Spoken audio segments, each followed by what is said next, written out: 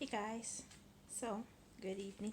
It's Danny, if you haven't met me, and I am about to do a little chat um, about emotions and the complex emotions that come with being a NICU mom or parent. I'm gonna say parent for this.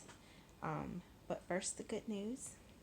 Right now, in my midst is my baby girl, Shelby.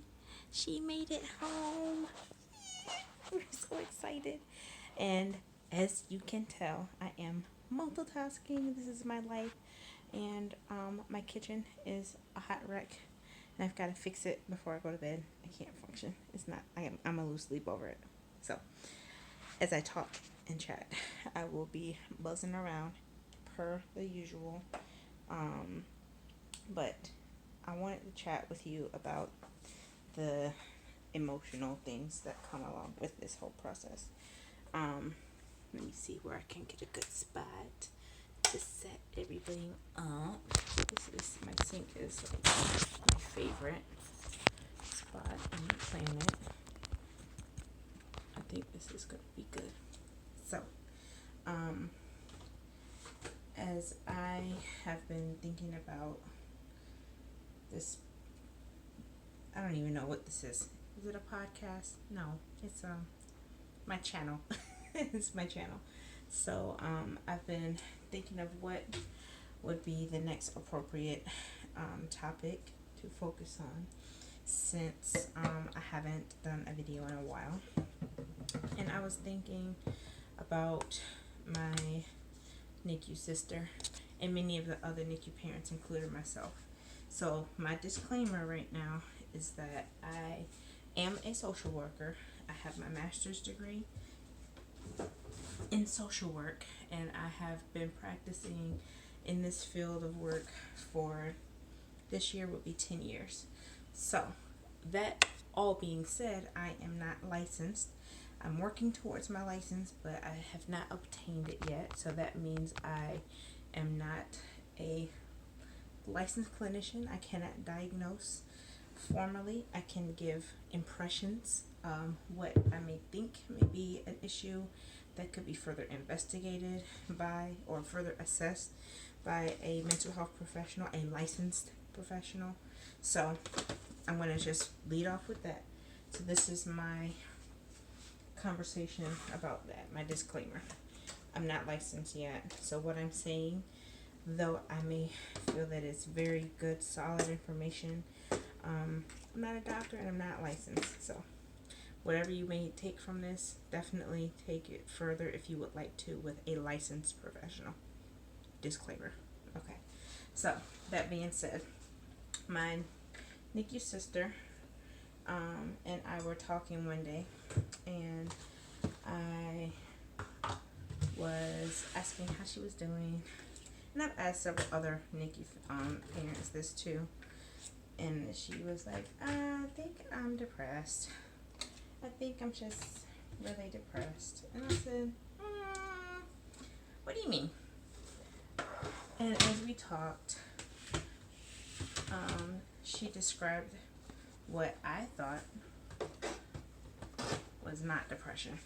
It was not depression. It was what as a mental health person in the field would consider adjustment disorder. And I would recommend, again, taking this to another professional licensed.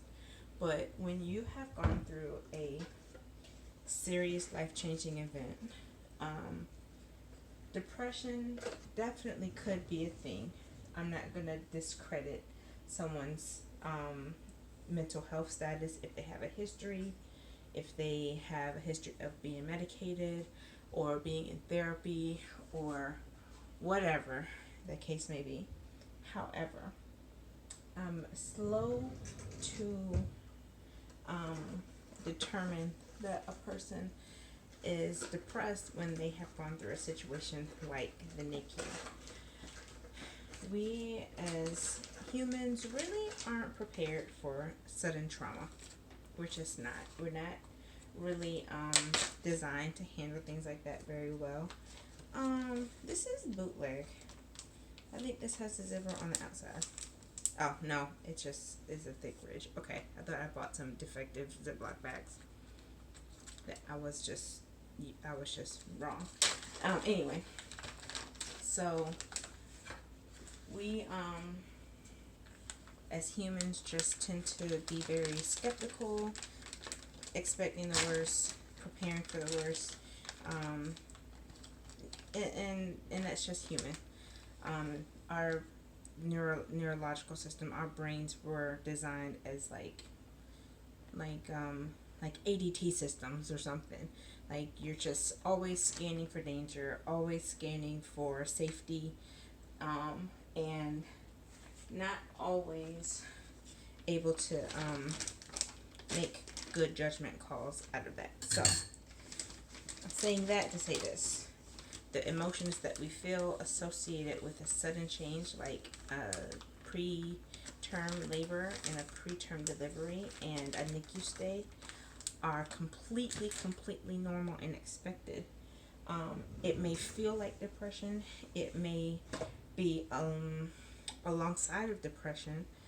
And so, like I said, I would never tell someone to ignore the symptoms of what they may feel may be possible depression. If you're having, prolonged sadness, your inability to find joy in things and connect with people and things like that, you're having lots of crying spells, uncontrollable emotions, or sadness, things like that. Don't ignore it. I would obviously always err on the side of caution. I would always prefer someone say, I might be feeling this, I want to get checked out, and they rule it out. But I just want to prepare people for the heavy emotions that are very normal that come with the NICU. We're dealing with grief. Well, first off, we're dealing with like anxiety and fear. You've had a plan. Most people, when they get pregnant, plan normally for a 9-month endurance race, a marathon that says, I'm going to be pregnant for 9 months, and then you have your due date, and you have your nursery plan, and you have your birth plan, and you have your, all your plans, your baby shower plan, your get off of work plan, your transition back to work plan, just all the plans that we have when you become pregnant. If you don't go there, either you're a person like me who has been there and done that and have learned things don't always go as planned. And that kind of bit me in the butt in a negative way too, because then when it came time to do those things, I didn't have a plan and I wasn't ready, and people wanted to celebrate and help and do all these things, and I really had no idea. Both times I had no idea where to start. My emotions had me stuck in not wanting to go into the future with a plan, because the plans never come to fruition the way that I wanted to, So at any rate, I'm saying all of that to say anxiety, grief, sadness, fear, and those things are very much expected when you've gone through something such as a preterm delivery. So don't feel bad. Don't feel like you're not normal for having those emotions. They're very heavy. Always, my recommendation is always tell someone if you're feeling like you're going to hurt yourself, if you're feeling like you cannot get out of a deep sadness, you cannot find anything of any source of happiness, any sources of pleasure. You can't even, like, food don't even taste like food. I mean, when you get into where you cannot get out of that sadness or grief for a long period of time or a sustained amount of time, then you might really be looking at depression. But there's this other thing called adjustment disorder, and that literally means your life has shifted gears on you suddenly, and it takes time to get your bearings. It just takes time. And some people adjust more quickly and have better coping skills and have better support system than others. So person A with adjustment disorder might be married and have a job and, might not have any other children. So this is their first, birth. And then they have family locally. They're from this area. They have lots of friends, lots of church family, they'll have this whole setup, right? And they may have one way of adjusting that is very solid, and a person with the very same setup might react very differently. They might have all of the resources and all of the people, and they may be stuck in an image. They might be like, I don't want let people in. I don't want to let people know that I'm hurting. I don't want people to see how unstable I am and how fragile my life is right now. And that's pressure in itself too. And then you've got other people who have nothing. They have no people, no resources, no coping skills, and they may turn to very unhealthy behaviors, substance use, or even something simple as, just sleeping their problems away, thinking that, if I just sleep, I don't got to deal with it. It's easier to just sleep. I mean, as harmless as that is, it's not productive. It's not very healthy when you're not able to get other things done in your life. You're neglecting yourself, you're neglecting your child or your family duties. So I just want everyone to be aware that this situation is extremely, extremely traumatic. Emotionally, it's very disruptive to our normal everyday life. It's disruptive to our emotional well-being, and it takes a very resilient person to be able to navigate through this without having any residual effects.